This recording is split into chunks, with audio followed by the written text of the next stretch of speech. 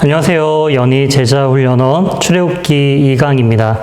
1강 영상은 잘 보셨나요? 원래 1강 때와는 좀 다른 환경에서 오늘은 촬영을 하고 있습니다.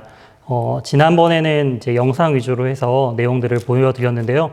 이제 강의안을 받으셨다라는 전제하에 제가 이제 칠판을 내용들을 적으면서 오늘은 그렇게 진행하도록 하겠습니다. 지난주에 했던 내용과는 다르게 이제 칠판을 많이 오늘 활용할 텐데요. 우리가 1장부터 5장까지 지난주 내용들을 살펴보았습니다. 그 중에서 제가 강의안으로 드렸던 것처럼 우리가 이제 보통 바둑판이라고 말을 하고 있는 그 10개 판이라고도 하는데요. 이제 보통 요 양식대로 저희가 이제 많이 이제 진행을 할 계획입니다.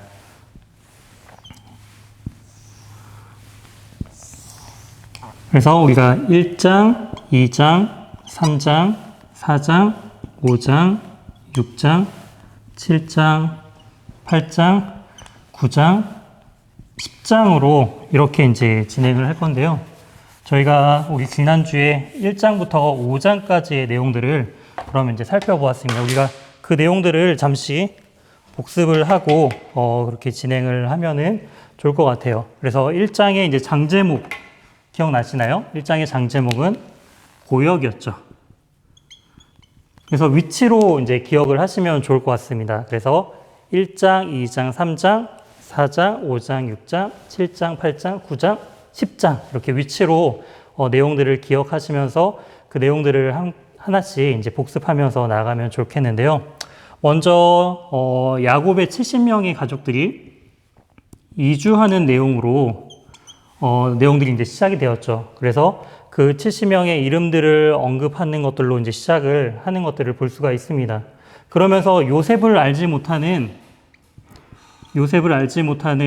그런 왕조가 등장하기 시작하면서 이제 이스라엘 백성들을 이제 힘든 고역으로서 그들을 어렵게 하는 것을 볼 수가 있습니다.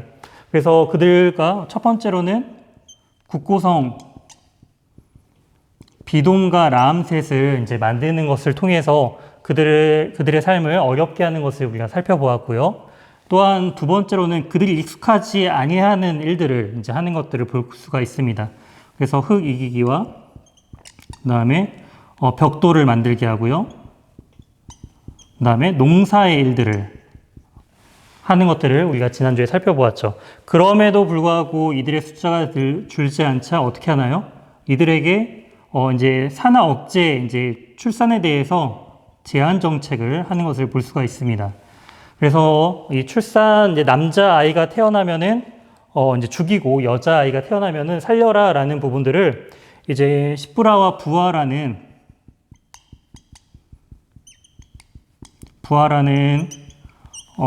이 두 명에게 이제 그 역할들을 맡겼는데 바로 하나님을 더욱 두려워함을 통하여서 그 일들을 하지 않음을 이제 우리가 알 수 있고요.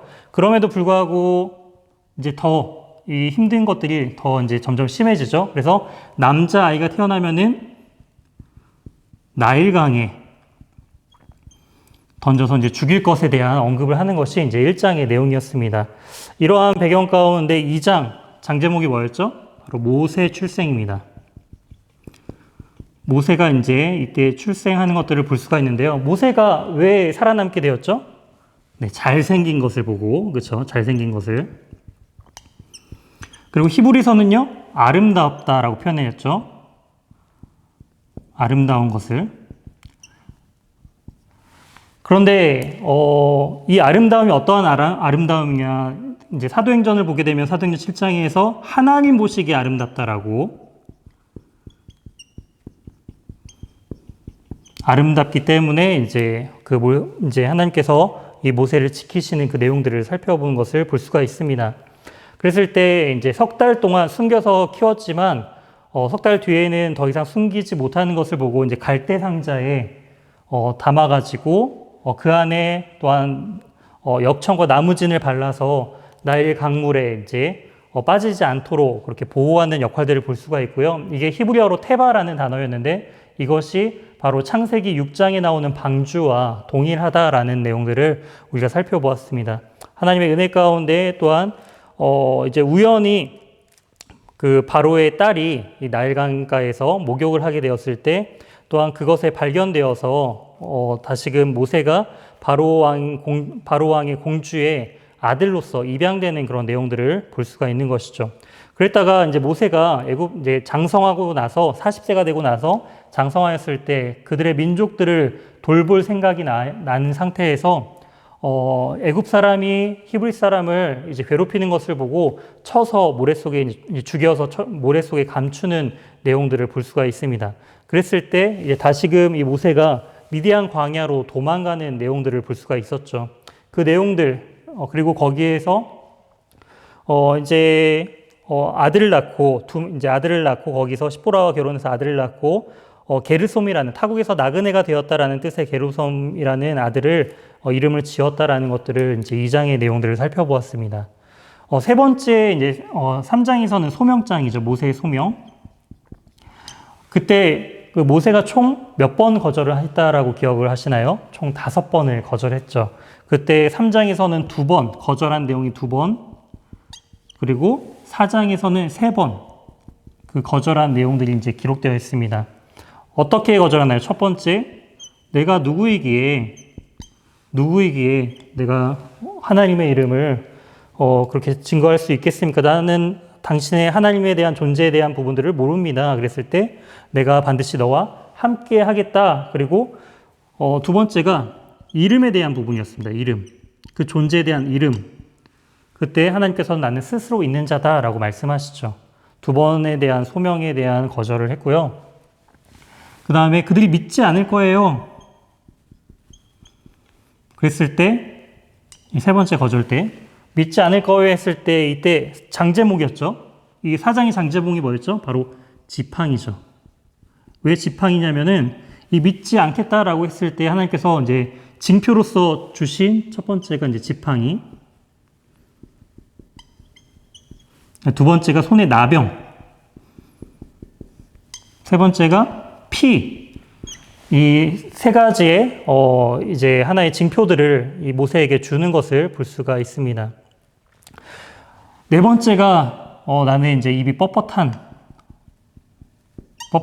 사람입니다 했을 때 이제 그랬을 때 누가 이제 사람의 입을 만들었는지 그것에 대해서 창조주 하나님에 대한 부분들을 언급해 주시고, 마지막 5번째, 보낼 만한 자를 보내소서.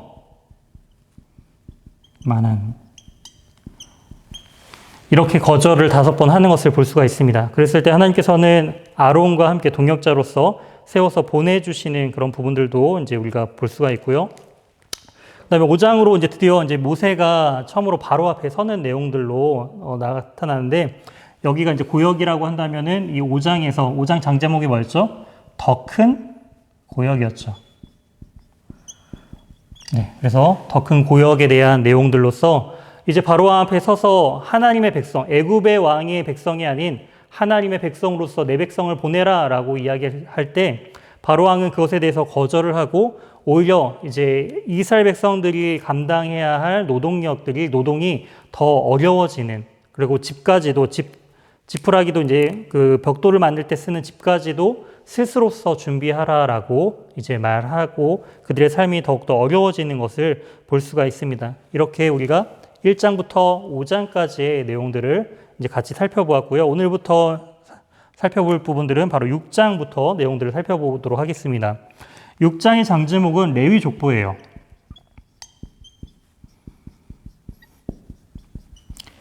6장 장제목이 뭐라고요? 네, 레위 족보입니다. 이 내용들을 우리 성경 말씀을 찾으면서 같이 살펴보아서 한 절씩 내용들을 같이 보도록 하겠습니다.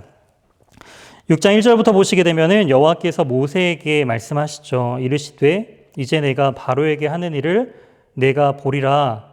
강한 손으로 말미암아 바로가 그들을 보내리라 라고 하면서 하나님의 그 강한 손, 바로 하나님의 능력을 상징하죠. 그런 하나님의 능력으로서 다시금 이스라엘 백성들이 지금 애굽 땅에서 돌아올 것에 대해서 이제 다시금 하나님께서 약속하시고 말씀하시는 것을 볼 수가 있습니다. 2절 말씀에 모세에게 또 말씀하시죠. 나는 여호와라. 그러면서 아브라함과 이삭과 야곱에게 전능의 하나님으로 나타났으나 나의 이름을 여호와로 그들에게 알리지 아니하였고 라고 하면서 드디어 여호와 하나님으로서 이스라엘 백성들을 돌보시고 그들의 참된 주인 되신 그 하나님의 이름들을 또한 드러내시는 것들을 볼 수가 있습니다. 즉 하나님께서 자신을 드러내어 보여주심을 통하여서 이스라엘 백성들로 하여금 그들이 참된 하나님을 온전히 따르도록 하는 것을 또한 이 말씀을 통해서 우리는 알 수가 있습니다.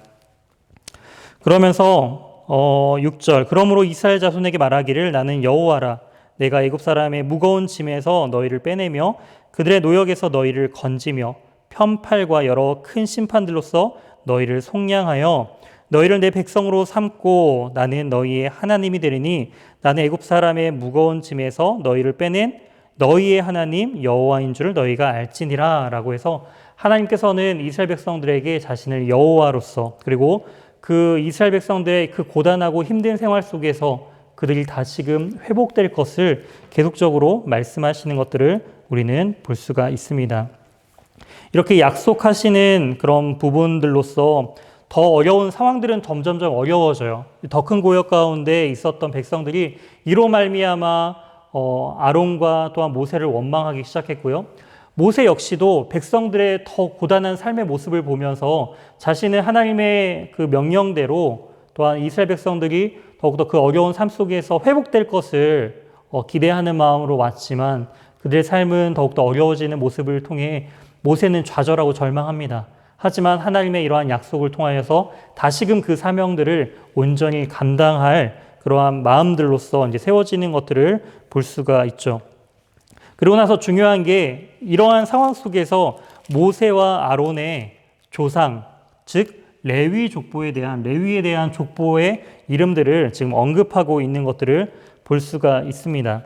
여기서 이제 레위의 3명의 아들들에 대한 이야기들을 이제 하는 것들을 볼 수가 있는데요. 우선 그 전에 이 14절부터 내용들을 보시게 되면 그들의 조상을 따라 집의 어른들은 이러하니라 라고 하면서 이스라엘 장자 르우벤의 아들 하녹과 발루아와 헤스론과 갈미니 이들은 르우벤의 족장이요 라고 하면서 우선적으로 이제 언급하고 있는 게 르우벤에 대해서 언급합니다. 여기다 쓰도록 할게요. 르우벤. 두 번째 언급하고 있는 것이 15절에 나오고 있는 시므온입니다. 그리고 16절에 나오는 것이 이제 레위죠.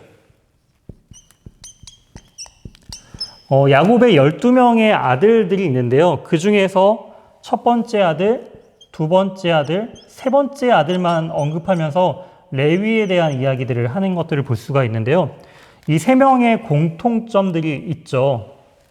지난 시간에도 이제 언급했지만 바로 야곱이 이제 이 세 명의 아들들에게 이제 나중에 유언과 같은 그러한 자녀들에게 축복에 대한 그런 유언들을 남길 때에 이 세 명의 아들들에게는 거의 이제 저주에 가까운 그런 부분들로서 하는 것들을 볼 수가 있습니다. 르우벤 같은 경우에는 이제 야곱의 그 아내였던 이제 레아와 라헬의 몸종인 빌하가 있습니다. 이제 이 이제 여기 레아가 난 아들들이 바로 르우벤, 시몬, 레위인데요. 그 중에서 이 빌하와 이제 동침을 하게 되죠. 동침을 하게 됨을 통하여서 아버지에게 이제 저주를 받게 되는 것이고요.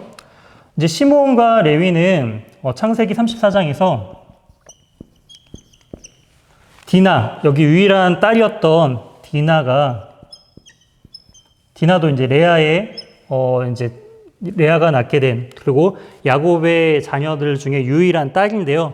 이 디나가 이제 성폭행을 당하는 끔찍한 장면이 나오게 되죠. 세겜의 추장에게 성폭행을 당하는 그런 부분들 때문에 시므온과 레위가 밤에 칼을 차고 이 세겜에 속한 남자들을 다 죽이는 것을 볼 수가 있습니다. 그렇기 때문에 이것으로 말미암아 이 야곱의 집에 큰 문제가 생겼거든요. 그렇기 때문에 이제 두 아들들이 또한 너희는 폭력의 도구다라고 표현할 정도로 야곱에게 저주를 받는 것들을 볼 수가 있습니다. 이러한 배경들을 가졌을 때 이 세 명이 공통점은 바로 야곱에게 저주를 받았다라는 그런 부분들로서 이해를 해볼 수가 있습니다. 그 중에 이제 중요한 부분들이 바로 이 레위에 대한 부분들입니다. 똑같이 저주받았던 자녀지만 이 레위가 변화가 되는 거예요. 레위를 통해서 하나님께서 역사하시는 것들을 볼 수가 있는데요. 우선 이 레위에게 3명의 아들들이 있습니다. 3명의 아들들. 3명의 아들들이 이제 태어나죠. 그래서 게르선, 고핫, 그핫이라고도 이제 성경에 나옵니다. 고핫, 그다음에 무라리.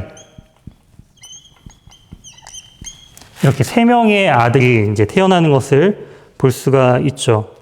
그리고 이 3명의 아들들 중에서 특별히 이 고핫 자손, 이 고핫 계보로 또한 내려오는 것을 이제 볼 수가 있습니다. 거기서 이제 태어난 아들들이 고핫의 아들들은 이제 18절에 아므람과 이스알과 헤브론과 우시엘료라고 해서 4명의 아들들이 태어나는 것을 볼 수가 있는데요. 그 중에서 이 첫 번째 이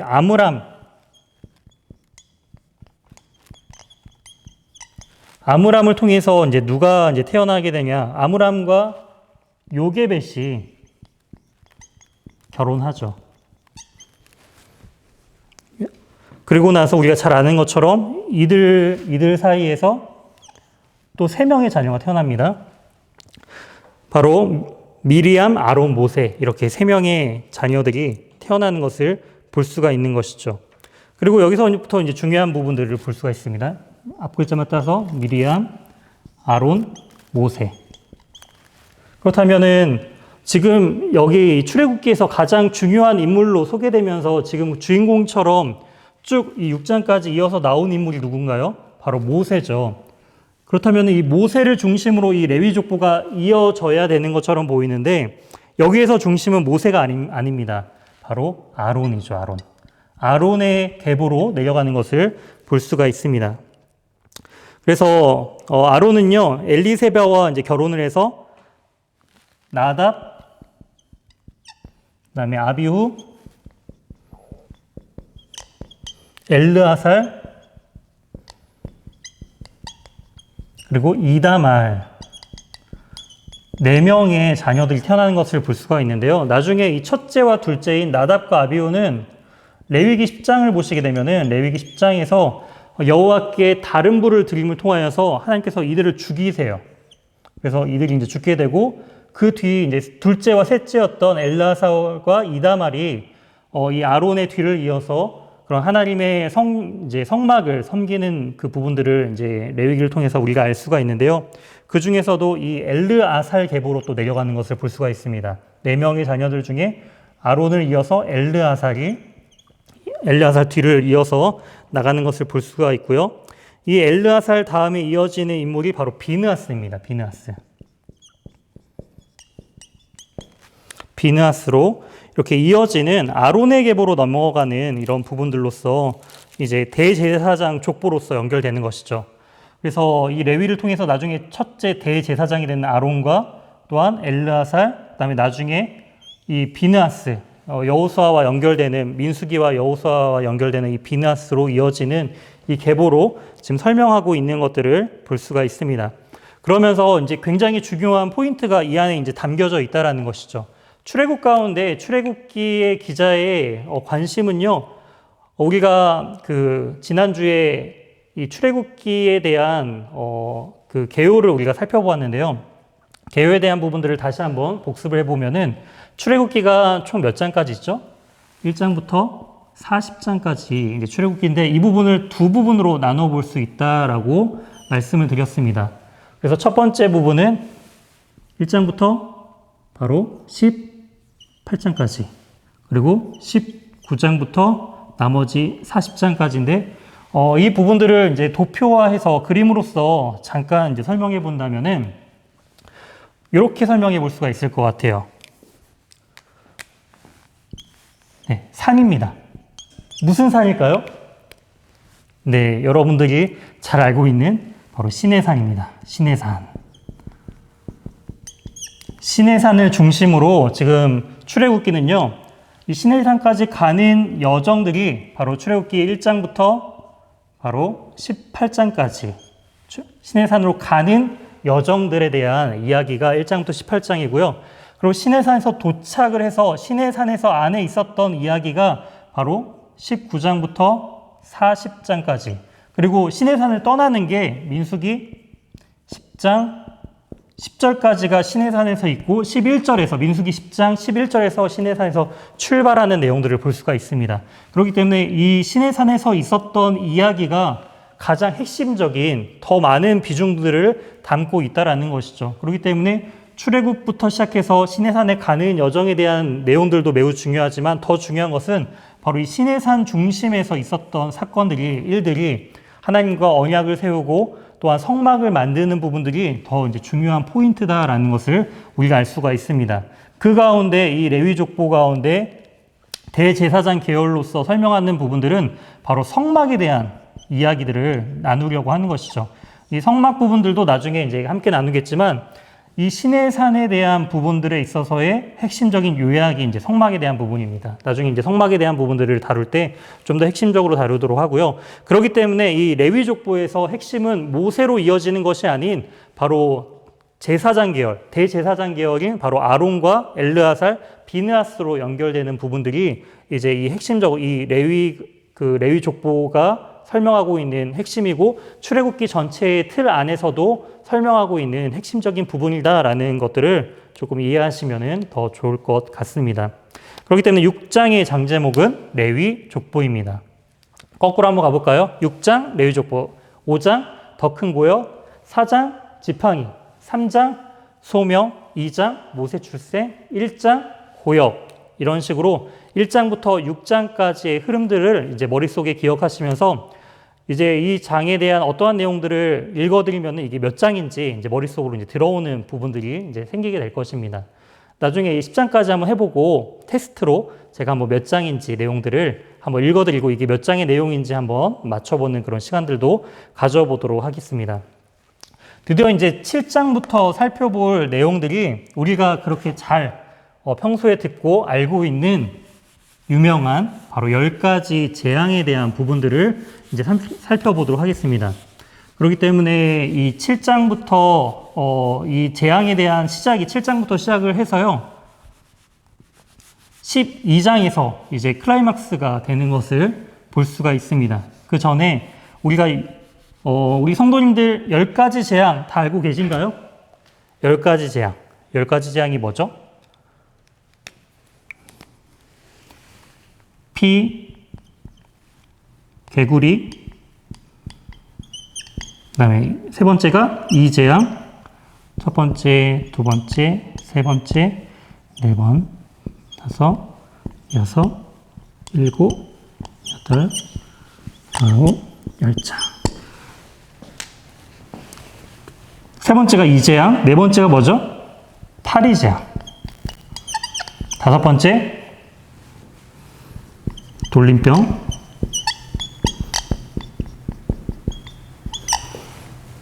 그 다음에 여섯 번째요. 악성 종기. 일곱 번째가요. 우박. 여덟 번째가요. 메뚜기. 메뚜기 재앙. 아홉 번째가요. 흑암 재앙. 흑암. 마지막 열 번째가요. 장자의 죽음. 이 10가지 재앙들을 우리가 볼 수가 있는데요. 여기서 팁을 알려드리도록 하겠습니다. 팁이 뭐냐면은 이 앞글자만 따면은 이 10가지 재앙을 쉽게 외울 수가 있어요. 앞글자 피, 개구리, 이, 파리, 돌림병, 악성종기, 우박, 메뚜기, 흑암, 장자. 앞글자만 따면은 피, 개이파, 도라구, 매흑, 장. 피, 개이파, 도라구, 매흑장. 피, 개이파, 도라구, 매흑장. 피, 개이파, 도라구, 매흑장. 피, 개이파, 도라구, 매흑장. 이렇게 읽어주시는 게 이제 중요해요. 피, 개이파, 도라구, 매흑장. 피, 개이파, 도라구, 매흑장. 피, 개이파, 도라구, 매흑장. 이게 왜 중요하냐면요. 7장에서 피재앙이 나오고요. 8장에서 개구리, 개, 이, 파가 나와요. 그 다음에 9번째 이게 똑같이 돌하고 돌, 악, 우. 10번째가 매흑. 그 다음에 중요한 게 이제 11장과 12장에서 이게 핵심적으로 나오는데요. 이제 또 나중에 살펴보겠습니다. 11장과 12장에서 이제 살펴볼 텐데 여기에서 이제 장자의 죽음 예고. 그래서 장자의 죽음이 이제 확실하게 이제 임하는 것들을 볼 수가 있어요. 그래서 피, 계파, 돌하고, 매흑, 장 이렇게 외우시면은 바로 10가지의 재앙과 또 각 장별로 어떠한 재앙들이 등장하는지를 우리가 살펴볼 수가 있습니다. 그럼 다시 본문으로 돌아와서 이 재앙들에 대한 내용들을 다시금 하나씩 살펴보면서 나아가도록 하겠습니다. 7장 1절입니다. 여호와께서 모세에게 이르시되 볼지어다 내가 너를 바로에게 신과 같이 되게 하였은즉 내 형 아론은 내 대언자가 되리니 라고 하면서 바로가 이제 애굽에서의 그 애굽의 신, 살아있는 신이 바로 이 파라오, 이 애굽의 왕 바로 바로입니다. 그런데 그에게 신과 같이 보이게끔 그렇게 그의 권위를 높여주시겠다라는 것이고요. 또한 이 아론이 모세의 대언자로서 또한 모세의 사역들을 온전히 같이 감당하면서 나아가는 것들을 볼 수가 있습니다. 그리고 7절 말씀, 그들이 바로에게 말할 때 모세는 80세였고 아론은 83세였다라고 이 형제들의 나이에 대해서도 분명하게 나오고 있습니다. 그래서 아론과 모세는 3살 차이가 나고 있다라는 부분들을 또한 이 7절 말씀을 통해서도 알 수가 있는 것이죠. 그리고 나서 이제 이 지팡이로서 우선 이 피재앙을 하기 전에 우선 이 지팡이 여기 믿지 않았을 때 이 지팡이로서 보여주는 요 부분들, 4장에서 언급했던 이 지팡이 부분들을 이 피재앙, 이 7장에서 바로 옆이죠. 이 지팡이 바로 이제 피재앙 옆에서 이제 실행하는 것을 볼 수가 있어요. 9절입니다. 바로가 너희에게 이르기를 너희는 이적을 보이라 하거든 너는 아론에게 말하기를 너의 지팡이를 들어서 바로 앞에 던지라. 이것이 뱀이 되리라 라고 하면서 지금 이 아론을 통해서 아론이 지팡이를 던졌을 때 그게 뱀이 되는 것을 볼 수가 있습니다. 그랬을 때 이 바로의 마술사들, 현인들과 마술사들도 동일하게 그들도 요술로서 자신들이 던진 이 지팡이가 뱀이 되는 것들을 볼 수가 있죠. 근데 중요한 것은 아론의 지팡이가 그들의 지팡이를 이제 삼키는 그런 모습들을 볼 수가 있습니다. 하나님의 권능과 힘으로써 그 세상에서 말하고 있는 그 능력들을 삼키는 그러한 장면들로서 하나님의 능력과 역사심으로 이들을 이길 것이다라는 그러한 예언적인 또한 예고편을 우리가 이 내용들을 통해 볼 수가 있는 것이죠. 그리고 나서 이제 비로소 첫 번째 재앙의 시작인 이 피재앙이 7장에서 시작되는 것을 볼 수가 있습니다. 여호와께서 모세에게 이제 이르시되 바로의 마음이 완강하여 백성을 보내기를 거절하는도다라고 해서 바로의 마음이 지금 완강한 상태다라는 것을 이야기하는 것이죠.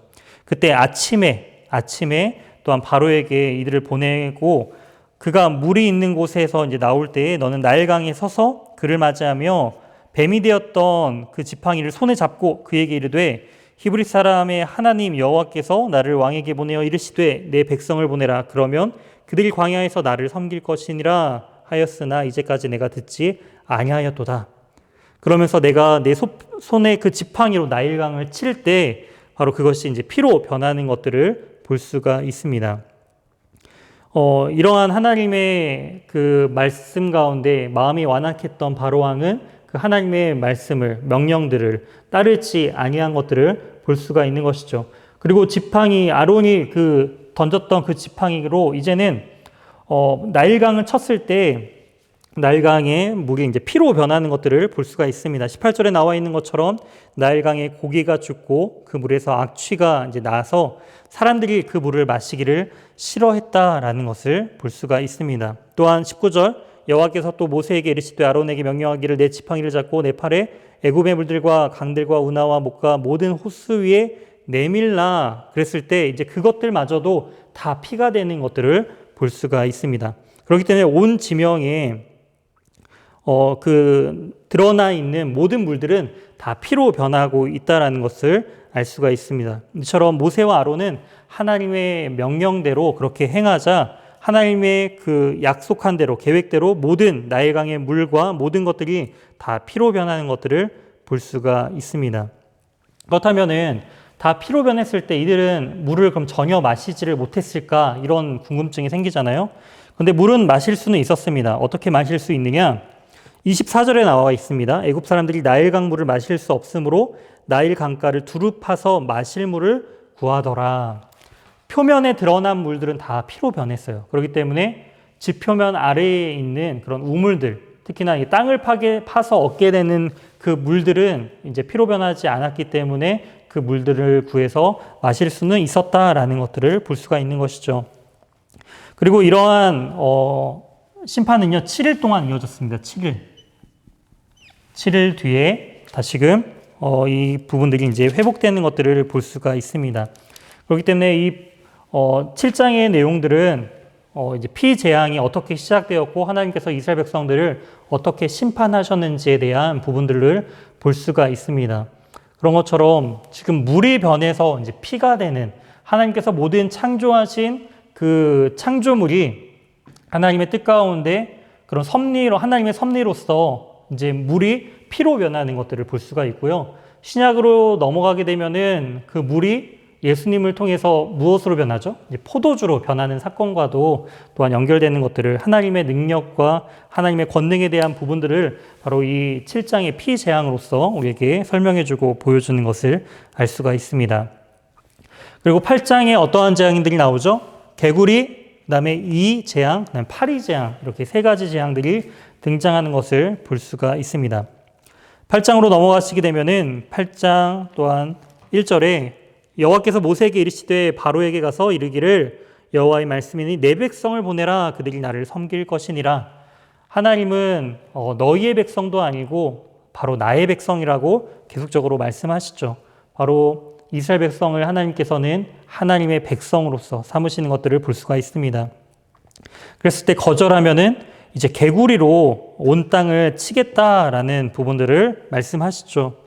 그리고 하나님의 명령에 이 바로는 여전히 따르지 않습니다. 그랬을 때 아론이 주도적으로 이제 등장하죠.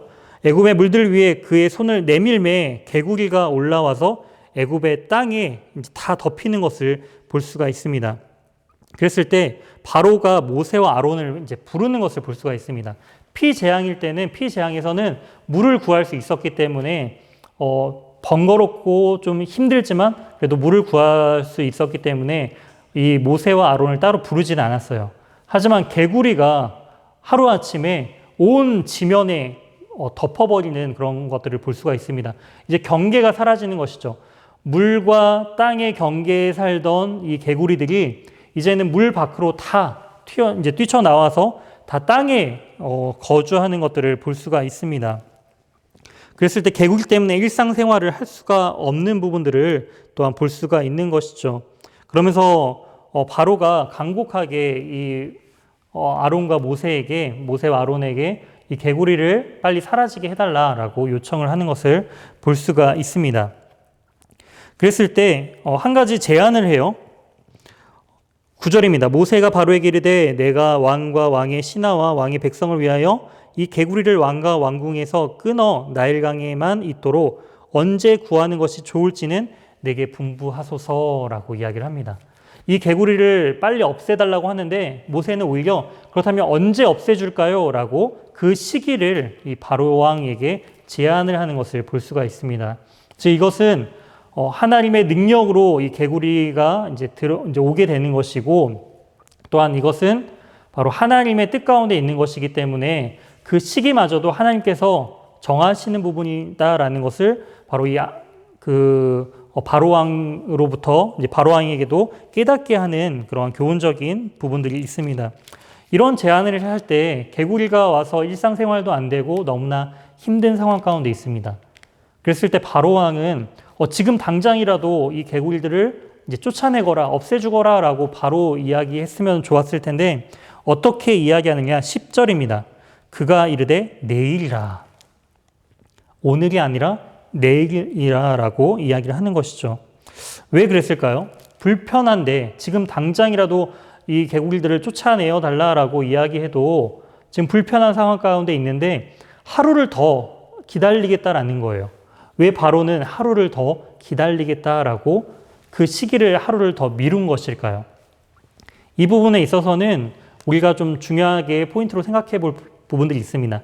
하나님의 기적들이 바로 이루어지게 된다면은 지금 너무나 힘든 상황이 있기 때문에 그 이스라엘 백성들을 이제 보내겠다라고 어느 정도 허용을 한 상태인 거죠. 그렇기 때문에 지금 당장 그 일들이 이루어지게 된다면, 성취가 되면은 이스라엘 백성들은 지금 당장이라도 애굽에서 나가게 될 수도 있게 되는 상황이 벌어집니다. 그렇기 때문에 그것을 우려한 이 바로 왕은 이 하나님의 기적이 지금 당장 일어나는 것이 아니라 내일 일어나게 함을 통하여서 이스라엘 백성들로 하여금 그들이 지금 당장 떠나는 것을 막고 있다라는 그런 부분들을 볼 수가 있다라는 것이죠.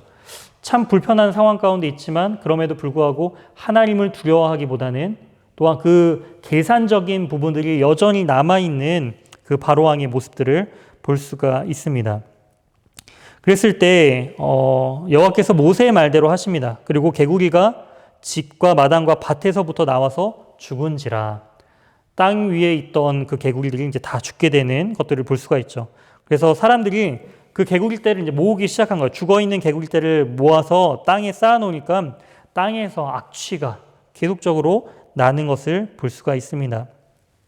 악취는 심했지만 15절 그러나 바로가 숨을 쉴 수 있게 됨을 보았을 때 그의 마음을 완강하게 하여 그들의 말을 듣지 아니하였으니 여호와께서 말씀하신 것과 같더라라고 이야기하면서 지금 이 개구리 재앙들을 통하여서 하나님께서 여전히 계속적으로 돌아오라라고 이스라엘 백성들을 돌려보내라라고 권면하시면서 이 재앙들을 통해서 다시금 애굽 사람들과 또한 바로 왕이 하나님의 능력 앞에 그들이 다시금 회개할 것을 촉구하시는데 그런 것들을 지금 무시하는 것들을 우리가 볼 수가 있습니다.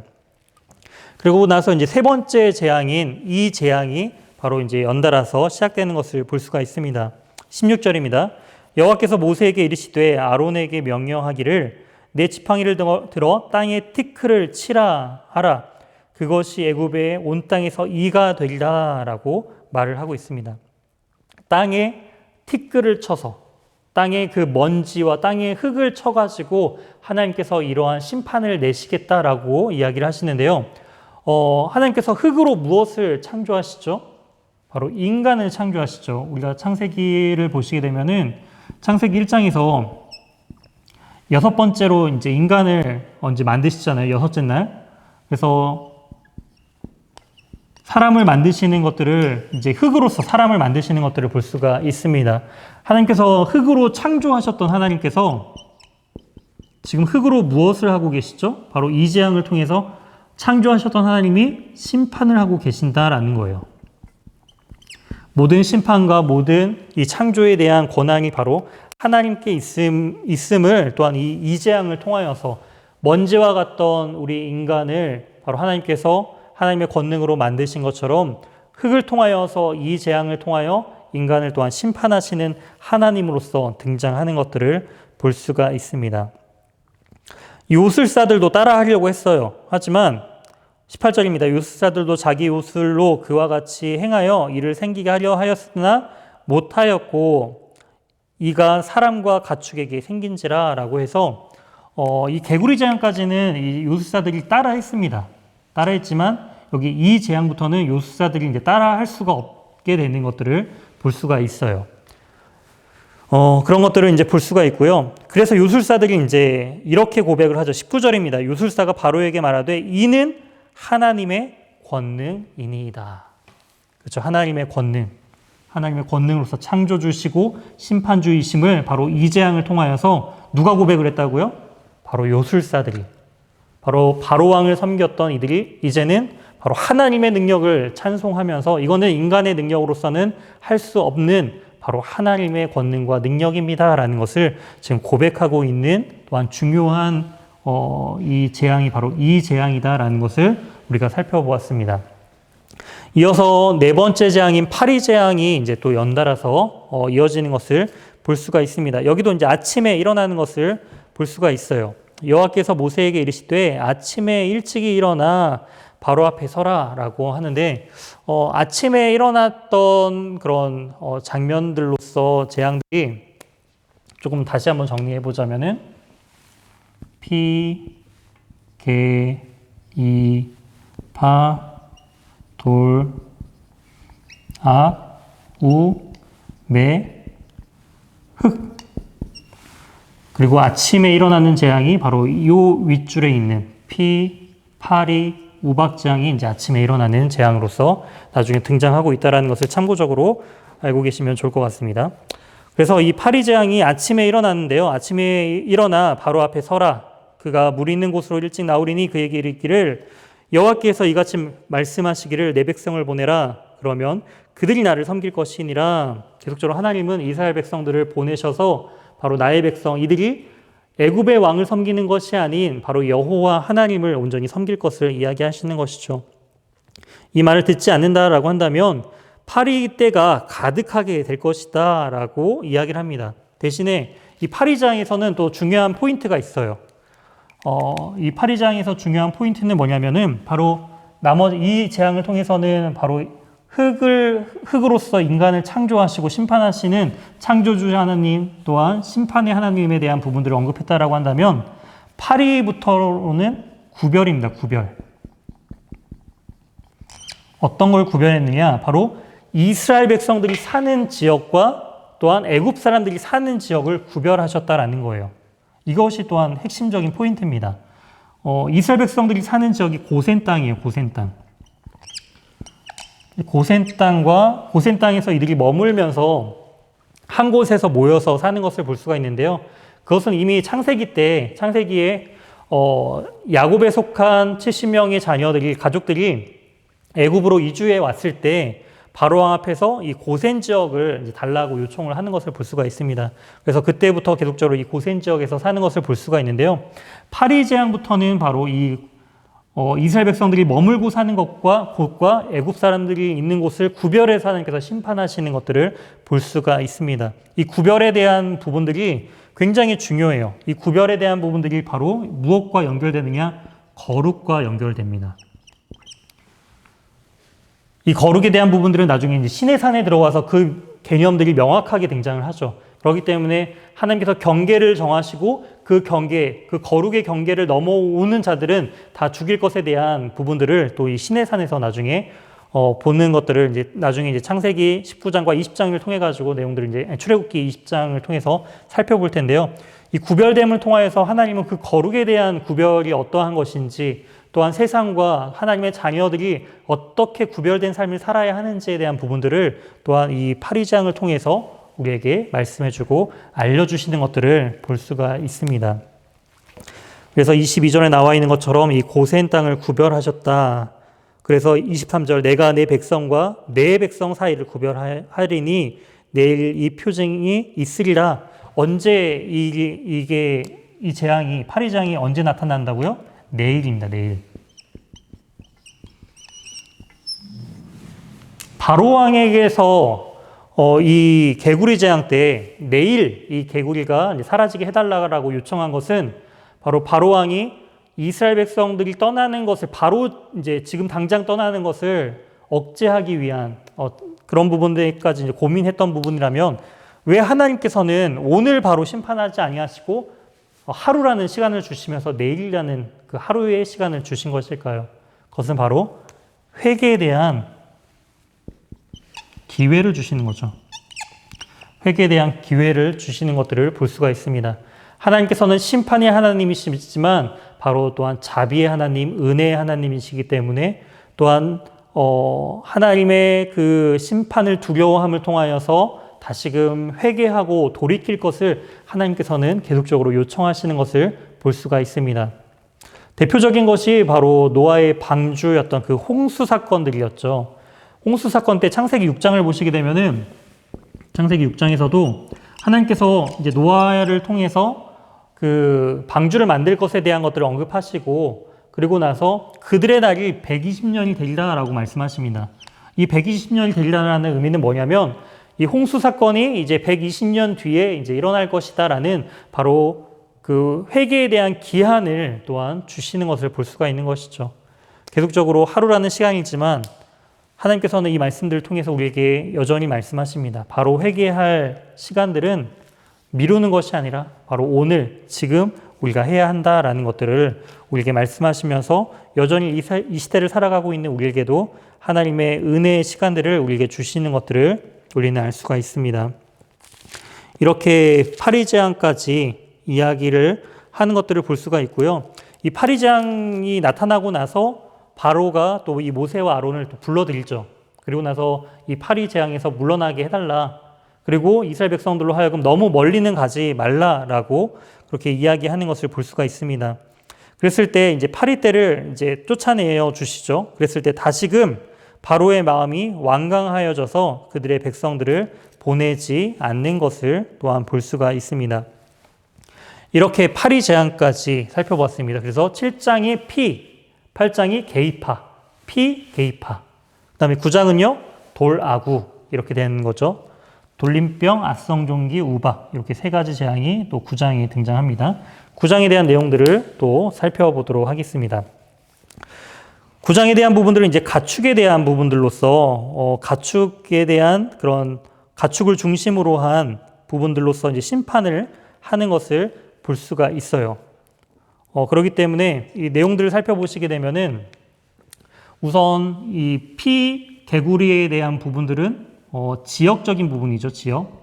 그 땅에 대한 온 지역에 대한 애굽의 온 땅에 대한 심판에 대한 부분으로서 이제 첫 시작이 되었다라고 한다면은 이 재앙부터 시작을 해가지고는 바로 사람에게 연결됩니다. 사람에 대한 심판, 그리고 이 돌림병에 대한 부분으로서 가축으로 이제 넘어가게 되는 것이죠. 가축으로서. 그래서 지역, 사람, 가축 이런 식으로 하나님의 심판에 대한 부분들이 계속적으로 이제 확장되고 또한 증가되는 것들을 이제 볼 수가 있고요.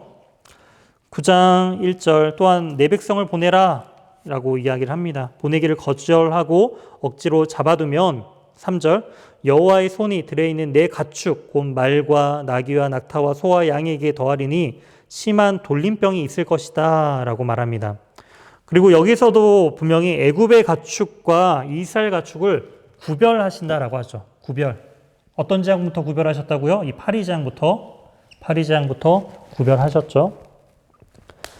파리재앙부터 이제 구별하시는 것들을 볼 수가 있습니다. 그리고 여기에서는 가축에 대한 돌림병에 대한 부분들은 가축에 대한 구별로서 이스라엘의 가축은 보호하시고 애굽에게 속한 바로 왕에게 속한 가축은 또한 심한 돌림병으로 말미암아 심판하시는 것을 볼 수가 있습니다.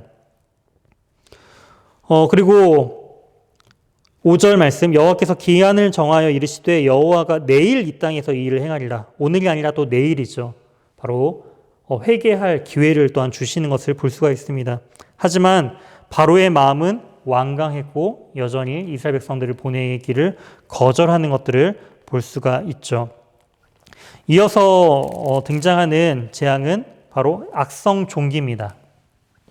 악성종기. 악성종기에 대한 부분들을 이제 또 보시게 되면은 너희는 그 화덕의 제 두 움큼을 가지고 모세가 바로의 목전에서 하늘을 향하여 날리라라고 합니다. 그렇게 되면 그게 이제 사람과 짐승에게 붙어서 여기서부터는 악성종기부터는 사람과 그다음에 짐승에게까지 둘 다 해당되는 것을 볼 수가 있어요. 사람 따로 그다음에 가축 따로 이렇게 했다면 이제는 함께 그 재앙이 이루어지는 것을 볼 수가 있는 것이죠. 악성 종기가 나서 이 종기로 말미암아 11절 요술사들도 악성 종기로 말미암아 모세 앞에서 서지 못하였다라고 이야기를 하고 있습니다. 이것처럼 악성 종기나 악성 피부 질환에 대한 부분들을 이제 이해를 해볼 수가 있고요. 이것의 대표적인 인물이 바로 욥이죠. 욥기를 보게 되면은 이 욥도 자신의 이제 그런 이런 악성 종기로 말미암아 기화로 죄를 뒤집어쓰고 기화로서 자신의 그 피부를 긁고 있는 그런 장면들이 또 욥기서를 통해서도 등장하는 것을 볼 수가 있습니다. 근데 또 중요한 표현이 있어요. 12절 그러나 여호와께서 바로의 마음을 완악하게 하셨으므로 그들의 말을 듣지 아니하셨으니 라고 등장하고 있어요. 여기서 주어가 누구가 바로의 마음을 완악하게 하셨다고요? 하나님께서 바로의 마음을 완악하게 하셨다라는 표현을 하고 있습니다. 또 매우 중요한 표현이죠. 바로가 원래 상태의 마음의 상태가 완악한 상태였어요. 그런데 여기의 말씀을 통해서는 하나님께서 바로의 마음을 완악하게 하셨다라고 주도적으로 하나님께서 그렇게 하신 것처럼 표현이 되고 있는데 과연 이러한 부분들은 어떻게 이해를 해볼 수 있는 것일까요? 바로 왕이 이제는 좀 이스라엘 백성들을 보내주기로 마음을 먹었는데 하나님께서 그의 마음을 부추기시고 악하게 만드셔가지고 이렇게 된 것일까요? 여기서 여호와께서 바로의 마음을 완악하게 하셨다라는 그 표현 앞에서는요, 좀 더 신학적인 용어로는 유기라는 부분들로 우리가 이해해 볼 수 있습니다. 유기. 내버려 두심이죠. 내버려 두심. 이 말은 바로의 마음 가운데 하나님께서 최소한 그의 마음을 일부 붙들어 주시고 또한 두려운 마음을 주심을 통하여서 모세와 아론을 지키세요. 분명히 하나님께서 모세와 아론을 그 바로왕이 보기에 신처럼 여기게끔 보이게 하심을 통해서 그의 마음을 주장하게 하심을 통하여서 하나님께서는 모세와 아론을 보호하십니다. 그런데 이 애굽의 왕 바로의 마음의 상태가 완악한 상태예요. 완악한 상태. 놔두면 어떻게 될까요? 그 완악함들이 점점점 증가하겠죠. 이 말은 뭐냐면은 하나님께서 바로의 마음을 완악하게 하셨다라는 것은 바로의 마음을 그대로 두게 되면 하나님께서 붙들어주지 아니한 상태가 바로 완악한 상태인 거죠. 계속적으로 더 완악해질 수밖에 없는 상태로 나아가는 것이 바로 이 완악해지는 상태입니다. 그렇기 때문에 여호와께서 바로의 마음을 완악하게 하셨다라는 것은 완악하게끔 그냥 내버려 두셨다라는 의미인 것이죠.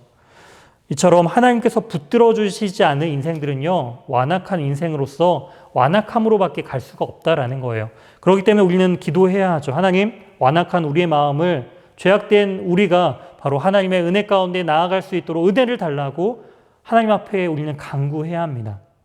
하나님의 도우심 없이는 단 하루도 살아갈 수 없는 연약하고 완악한 존재임을 우리는 기억하고 또 우리는 하나님 앞에 겸손히 서야 함을 우리는 또 알 수가 있는 것이죠. 이어서 우박재앙에 대한 부분들을 볼 수가 있습니다. 우박재앙. 여기에 나와 있는 것처럼 피재앙, 파리재앙, 우박재앙 다 공통점이 뭐였죠? 아침에 일어나는 것이죠. 아침. 우박재앙도 마찬가지로 아침에 일어나는 것을 볼 수가 있습니다.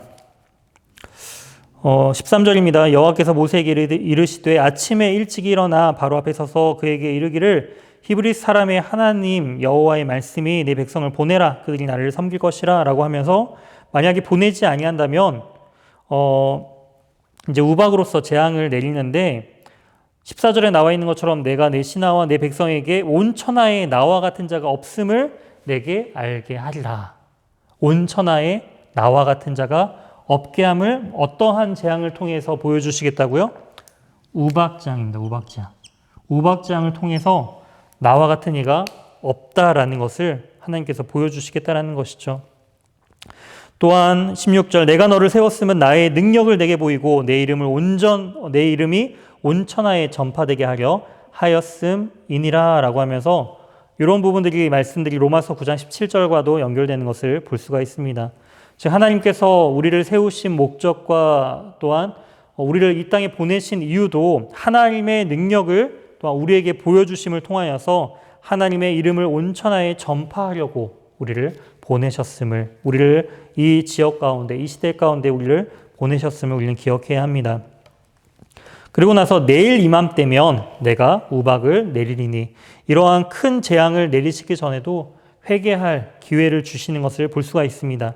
그리고 실제로 하나님의 말씀을 두려워하는 자와 그렇지 아니한 자가 심판을 당하거나 심판을 모면하는 그런 부분들을 또한 이 우박장을 통해서도 우리에게 보여주는 것을 볼 수가 있습니다. 이렇게 우박 재앙에 대한 부분들을 언급했을 때 20절입니다. 바로의 신하 중에 여호와의 말씀을 두려워하는 자들은 종들과 가축을 집으로 피하여 들였다라고 표현하고 있어요. 하나님의 말씀이 하나님의 심판이 임할 것이다라는 하나님의 능력을 두려워하고 종들이나 자신의 소유였던 그 가축들을 집 밖으로 보내지 않고 집에서 피신시키는 것을 볼 수가 있어요. 하지만 21절입니다. 여호와의 말씀을 마음에 두지 아니하는 사람은 그들의 종과 가축을 들에 그대로 두었더라. 하나님의 말씀을 두려워하는 자와 두려워하지 아니한 자의 그런 모습이 극명하게 대조되는 것을 볼 수가 있습니다. 사랑하는 우리 성도 여러분도 하나님의 말씀을 두려워하시면서 하나님의 말씀이 반드시 임한다라는 것을 믿으십니까? 믿는 자는요, 그 말씀대로 단지 그냥 지식적으로만 믿습니다. 하나님을 두려워합니다. 이게 아니라 삶으로서 그게 나타나야 한다라는 것이죠.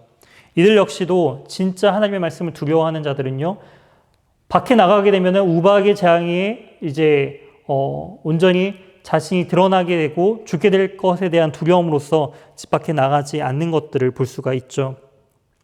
그리고 모세가 하늘을 향하여 지팡이를 들 때 우레소리와 우박을 보내시고 불을 내리셔서 그냥 우박만 내리는 것이 아니라 우레와 함께 우박과 그리고 불을 함께 내리시는 것을 볼 수가 있습니다. 우박이 내림과 불덩이가 우박이 섞여 내림이 맹렬하니 나라가 생긴 그때로부터 애굽의 온 땅에 이와 같은 일이 없었더라라고 성경의 기자는 이야기를 하고 있죠.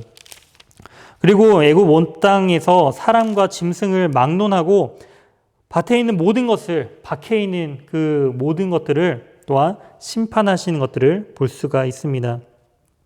하지만 여전히 하나님께서는 구별하시는 하나님이시죠. 어디를요?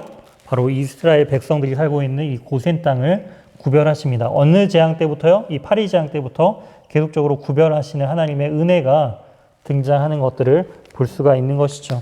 이처럼 하나님의 백성들은 하나님께서 택하시고 구별하신 존재입니다.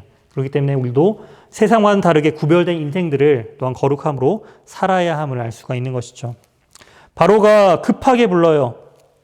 27절 사람을 보내어 모세와 아론을 불러 그들에게 이르되 이번은 내가 무엇했다고요? 범죄하였다. 네, 범죄하였다라고 지금 애굽 왕 바로가 하나님 앞에서 자신의 죄악됨을 시인하는 것을 볼 수가 있습니다. 여호와는 의로우시고 나의 백성은 악하도다. 이 우레소리와 우박만은 그만 좀 그치게 해달라고 사정하는 것을 볼 수가 있습니다. 그리고 나서 모세가 다시금 손을 여호와를 향하여 펼치는 그 순간 우박이 다시금 그치는 것을 볼 수가 있는 것이죠. 그럼에도 불구하고 바로는 완악한 그 마음의 상태가 돌이키지 아니하고 여전히 이스라엘 백성들을 보내지 않는 것을 볼 수가 있습니다. 이렇게까지 하나님께서 큰 이적들을 보여주심을 통하여서 자신의 죄를 회개하는 것처럼 보였지만 바로는 온전한 회개를 하지 않았다는 것이죠. 자신의 죄악됨들 내가 잘못했다. 그리고 이 백성을 보내겠다. 그렇게 약속했지만 삶의 현실에 대한 문제로서 그 문제가 해결된 것처럼 보였을 때 다시금 그의 상태가 완악해지는 상태로 돌이키는 것을 우리는 또한 볼 수가 있습니다. 이만큼 죄악이 얼마나 심각한 부분인지를 기독적으로 보여주고 계시는 거예요. 이 정도 보여주시면 회개하고 돌이켜야 되는 건데 왜 바로왕은 그렇게 하지 않는 것일까요? 왜 계속적으로 이렇게 심한 하나님의 능력이 이렇게 보여줌에도 불구하고 그가 회개치 아니한 것일까요? 어떤 그 일부 하나님의 말씀을 온전히 믿지 못하는 이런 사람들이요, 이 재앙에 대한 부분들을 이런 식으로 이해를 했어요. 이제 피재앙에 대한 부분으로서 나일강에 이렇게 나일강물이 심하게 오염되고 흙탕물로서 이제 물이 뿌옇게 되는 피처럼 보이게 되는 그런 상황 가운데 이 나일강가에 살았던 그런 개구리들이 다 뛰쳐나오게 되고 그로 말미암아 수많은 개구리떼가 육지에서 이제 죽게 되었다라고 표현을 합니다. 그래서 부패를 하죠. 이가 생기고요. 또한 부패한 곳 가운데 파리가 생기고 그리고 이 파리나 이런 이 같은 것들로 말미암아 사람들에게 돌림병과 악성 종기가 이제 나타난 것이다라는 그런 부분들로서 이제 설명하려는 일부 학자들이 있어요. 이 말은 하나님의 하나님 되심을, 그리고 이 재앙들을 통해서 분명히 하나님께서 구별하시고 하나님께서 이 메시지들을 분명하게 말씀하고 계시는데도 불구하고 그 메시지를 이해를 못하는 것이죠. 이처럼 바로왕도 그와 마찬가지인 것 같아요. 이것이 하나님께서 하셨음을, 하나님의 능력임을 바로왕은 마음이 완악하기 때문에 온전히 인정하지 못했다라는 것입니다. 그래서 이 우박지향, 심각한 이 우박지향을 통하여서 하나님의 하나님 되심을, 그 능력을 크게 보여줬음에도 불구하고 여전히 회개치 아니하는 그런 부분들을 볼 수가 있는 것이죠. 그렇기 때문에 진정한 회개는 하나님의 은혜를 경험한 자가, 하나님의 은혜를 깨닫는 자가 할 수 있다라는 것입니다. 이제 이런 부분들을 볼 수가 있고요. 이제 9장까지 우박재앙까지 봤고, 그 다음에 10장으로 넘어가서 메뚜기와 흑암의 재앙에 대한 부분들을 또한 살펴보도록 하겠습니다. 10장입니다. 여호와께서 모세에게 이르시되 바로에게로 들어가라. 내가 그와 그의 마음과 그의 신하들의 마음을 완강하게 함은 나의 표징을 그들 중에 보이기 위함이며, 이렇게 말씀하시면서 계속적으로 하나님의 그 표징들을, 이 심판들을 통해서 하나님의 표징들을 나타낼 것을 언급하고 있습니다. 그리고 난 3절, 모세와 아론이 바론에게 들어가서 그에게 이르되 히브리 사람의 하나님 여호와께서 말씀하시기를 내가 어느 때까지 내 앞에서 무엇하지 않겠느냐? 겸비하지 않겠느냐? 하나님 앞에서 정말 자신을 언제까지 낮추지 아니하고 높이려고 하느냐라고 이야기하시는 것이죠. 여전히 바로 왕은 하나님 앞에 겸손히 나아가는 자가 아니라 여전히 자신을 높이는 자였다라는 것을 이야기하고 있습니다.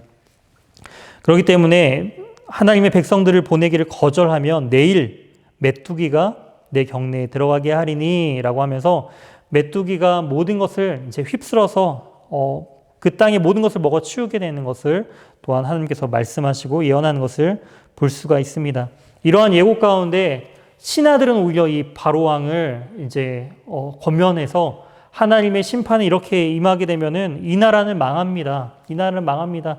제발 좀 이 부분에 있어서 재앙이 나타나지 않도록 해야 합니다라고 그 신하들 역시 바로왕에게 권면을 하죠. 하지만 마음이 완악한 이 바로왕은 하나님의 그 백성들을 보내기를 거절합니다. 그러면서 한 가지 타협점이 바로 이 재앙에 대한, 이 메뚜기 재앙에 대한 부분들을 언급하면서 장정만 가라, 장정만. 남자만 가라라는 거였죠. 남자만. 아까 어떻게 되죠? 남자아이가 1장에서 남자아이가 태어나면 다 죽여라 라고 했던 이 바로왕이 남자만 가라 라고 이야기를 하고 있는 거예요. 이 부분에 있어서 제가 지난 시간에 얘기했죠. 남자는 가고 남자는 죽이고 여자아이는 살려두라라는 의미는 어떤 의미라고요?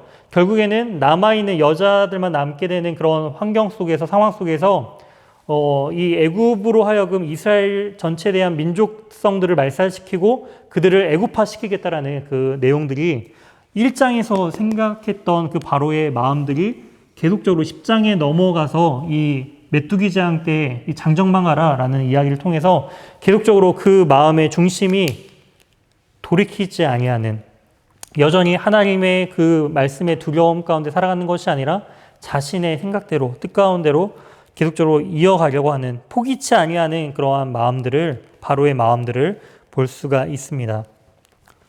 장정만 가라라고 이야기를 하죠. 그때 드디어 이러한 내용들로 말미암아 메뚜기 재앙이 임하게 되는 것을 볼 수가 있고요. 모세가 애굽 땅에서 지팡이를 들매 여호와께서 동풍을 일으켜 온 낮과 온 밤에 불게 하시니 아침에 되매 동풍이 메뚜기를 불어들인지라. 동쪽에서 이제 동풍이 불어서 이제 서쪽에 있던 메뚜기들이 이제 동쪽으로 이동하게 되는 것을 볼 수가 있습니다. 그렇게 사방에서 메뚜기가 나타나니까 이런 메뚜기는 전에도 없었고 후에도 없을 것이다 라는 그런 부분으로서 애굽의 온 땅에 나무나 밭에 채소나 푸른 것은 남지 않았다라는 것을 볼 수가 있습니다. 그랬을 때 이 바로왕이 또한 급하게 또 모세와 아론을 불러요. 그러면서 이번만 나의 죄를 용서해달라고 다시금 회개를, 여기서 메뚜기 재앙 때도 자신의 죄에 대한 부분들을, 자신이 이제 범죄했다라는 부분들을 다시금 언급을 합니다. 그래서 강렬한 서풍을 불게 해서 메뚜기를 홍해에 몰아넣으시는 것을 볼 수가 있어요. 그래서 메뚜기에 대한 부분으로서 이 부분에 있어서 또한 우리가 중요하게 이제 생각해 볼 부분들이 있는데요. 이 메뚜기에 대한 부분들이 강력한 서풍을 통해서 홍해에 몰아넣으시는 이 장면들이 나중에 그 홍해 심판에 대한 부분들을 미리 또한 예고편처럼 보여주시는 것들을 우리가 또 알 수가 있습니다. 그리고 나서 9번째 재앙인 흑암재앙이에요. 흑암재앙. 여호와께서 모세에게 이르되 하늘을 향하여 내 손을 내밀어 애굽의 땅 위에 흑암이 있게 하라. 곧 더듬을 만한 흑암이니라. 그러니까 손을 더듬고 이렇게 갈 정도로 모든 것이 암흑으로 되어지는 그러한 심판임을 볼 수가 있습니다. 그래서 근데 이것도 여전히 이제 하나님께서 구별하시죠. 23절에 그동안 사람들이 서로 볼 수 없으며 자기 처소에 일하는 자가 없으되 온 이스라엘 자손들이 거주하는 곳에는 빛이 있었더라. 여전히 구별하시고 그 가운데 빛이 되어주시는 하나님의 말씀과 하나님의 은혜가 있는 곳에는 주님께서 빛을 주시고 하나님의 심판이 임하는 곳에는 그 빛이 없는 것을 볼 수가 있는 것이죠. 근데 어떠세요? 점점점 심판의 강도가 점점점 세지고 있었어요. 심판의 강도가 점점점 이 첫 번째 재앙도 물론 그 어려움들이 있었지만 그럼에도 불구하고 물을 얻을 수 있었던 그런 제한적인 그런 심판이었다라고 한다면은 점점 이게 확대돼서 그 일부 지역, 그 지역, 그다음에 사람, 짐승, 그리고 사람과 짐승 전체, 그리고 애굽 온 땅에 이렇게 점점점 강력한 심판들이 임하고 있는데 흑암재앙 3일 동안 이 온 애굽의 땅, 이 고센 지역을 제외하고 모든 그 땅이 어둠에 임하는 재앙. 그냥 어둡고 단지 일을 좀 하기 어렵고 그런 부분으로서 이렇게 이 재앙에 대한 강도가 갑자기 좀 약해진 거 아닌가 이런 생각이 좀 들기도 해요. 근데 중요한 것은 이들이 그 애굽인들이 받았을 그 정신적인 충격은 어떠한 재앙보다도 컸을 것으로 생각합니다. 왜냐하면은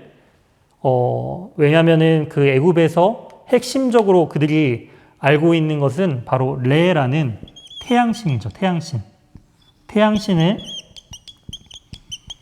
그들은 숭배하였고 바로왕 역시도 그 태양신의 아들로서 이렇게 이해를 할 정도로 신처럼 여기는 신 중에 신처럼 여겼던 그 태양신 내 신이 사라졌다라는 것이죠. 그렇기 때문에 이들이 받았을 그 충격은 너무나도 컸을 것으로 생각이 듭니다. 그리고 나서 이제 10장에서 이제 이어졌던 이 흑암 재앙 뒤에는 이제 11장으로 넘어가게 되면은 드디어 우리가 알고 있는 마지막 그 재앙인 장자에 대한 죽음과 또한 죽음 예고와 또한 장자의 죽음에 대한 내용들을 우리가 이제 살펴볼 수가 있는데요. 하나님께서는 이러한 10가지 재앙들을 통해서 과연 우리에게 어떠한 것들을 알려주시기 위해서 우리 그렇게 말씀을 하시는 것일까요? 하나님의 이 심판 10가지의 심판에 대한 내용은요. 무엇에 대한 심판이냐면은 출애굽기 12장 12절 말씀을 보도록 하겠습니다. 12장 12절에 이렇게 기록되어 있습니다. 내가 그 밤에 애굽 땅에 두루 다니며 사람이나 짐승을 막론하고 애굽 땅에 있는 모든 처음 난 것을 다치고 애굽의 모든 신을 내가 심판하리라. 지금 이 10가지 재앙에 대한 그 하나님께서 보여주시는 10가지 재앙은요. 애굽에서 섬겼던 그 신들을 하나씩 하나님께서 치시는 장면이었음을 볼 수가 있어요. 그래서 강의안을 보시게 되면은 제가 10가지 재앙과 더불어서 애굽의 신들 10가지를 또한 이 재앙과 맞춰서 그들이 섬겼던 신들의 이름들을 참고적으로 기록을 해놨습니다. 그래서 그 내용들을 참고해 주시면 될 것 같고요. 이런 것처럼 중요한 것은 바로 이 10가지 재앙들 중에 헛된 우상들을 지금 제거하는 심판이었음을 알 수가 있습니다. 애굽에서 섬겼던 그 모든 우상들을 하나님께서는 이 재앙들을 통해 치시면서 또한 애굽과 고센 지역을 구별하심을 통하여서 이스라엘 백성 역시 애굽의 신들을 섬기는 것이 아닌 유일하신 하나님 여호와만을 온전히 섬길 것을, 하나님을 두려워하며 하나님께 다시금 돌아올 것을 계속적으로 경고하시고 권면하고 계시는 것을 우리는 알 수가 있습니다. 우리가 이제 오늘까지 이제 10장까지 내용들을 이제 간략하게 살펴보았고요.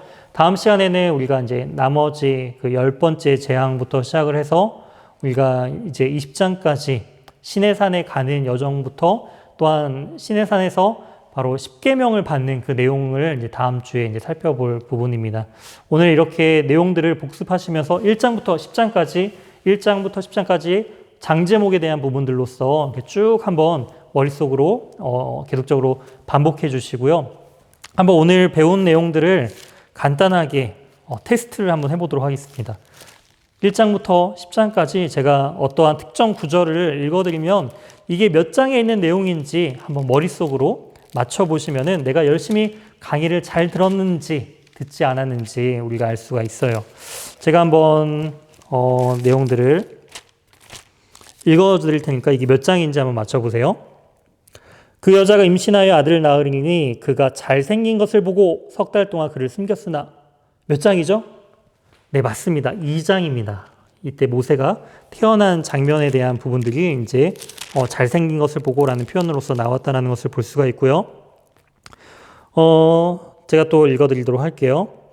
모세가 이르되 오 주여 보낼 만한 자를 보내소서. 이거는 과연 몇 장에 있을까요? 바로 4장에서 5번째 이제 거절을 할 때에 대한 내용이었죠. 그리고 오늘 배웠던 내용들 중에서 몇 가지를 또 살펴보면은 그날에 내 백성이 거주하는 고센 땅을 구별하여 그곳에는 파리가 없게 하리니 이로 말미암아 이 땅에서 내가 여호와인 줄을 내가 알게 될 것이라. 이거는 과연 몇 장일까요? 네, 맞습니다. 8장입니다. 이런 식으로 우리가 이 내용들을 중심으로 또 우리가 잘 이 강의와 또한 성경을 열심히 보신 분들은 이렇게 나중에는 성경 어느 곳을 딱 펴서 읽으면은 이게 성경의 몇 장의 어느 부분이구나라는 것들이 이제 머릿속으로 이제 입력이 될 거예요. 우리가 이렇게 말씀에 좀 더 친숙하고 그저 지식적으로만 이 말씀을 알아가는데 그치는 것이 아니라 우리가 하나님을 온전히 섬기고 우리의 삶이 변화되어져 나아가는 데까지 우리가 하나님의 그 거룩함까지 나아갈 수 있는 저와 우리 귀한 이 영상을 시청하고 있는 그냥 우리 연희교회 성도님들이 되시길 주님의 이름으로 소망합니다. 함께 기도하고 오늘 강의를 마치도록 하겠습니다. 하나님 감사합니다. 하나님 오늘 말씀을 통해 하나님께서 우리를 구별하시고 하나님의 자녀 삼으시고 우리로 하여금 하나님만을 섬기도록 우리를 인도하시는 하나님이심을 오늘 말씀을 통해 깨닫습니다. 바로처럼 그의 마음이 강팍하여 완악하여 하나님의 말씀에 반응하지 못하고 회개하지 못한 인생들이 아니라 다시금 하나님께서 우리에게 경고하실 때에 우리에게 주신 기회에 감사드리며 회개하여 하나님의 영광을 위해 살아갈 수 있도록 하나님 우리를 다시금 불러주시고 회복시켜 주시고 변화시켜 주시옵소서. 이 강의가 단지 우리의 지식이 늘어나는 시간으로서 끝나는 것이 아닌 그 말씀으로서 변화되는 복된 은혜의 시간이 될 수 있도록 우리의 모든 삶을 주장하여 주시고 변화시켜 주시옵소서. 이 모든 말씀 살아계신 예수 그리스도의 이름으로 기도드립니다. 아멘.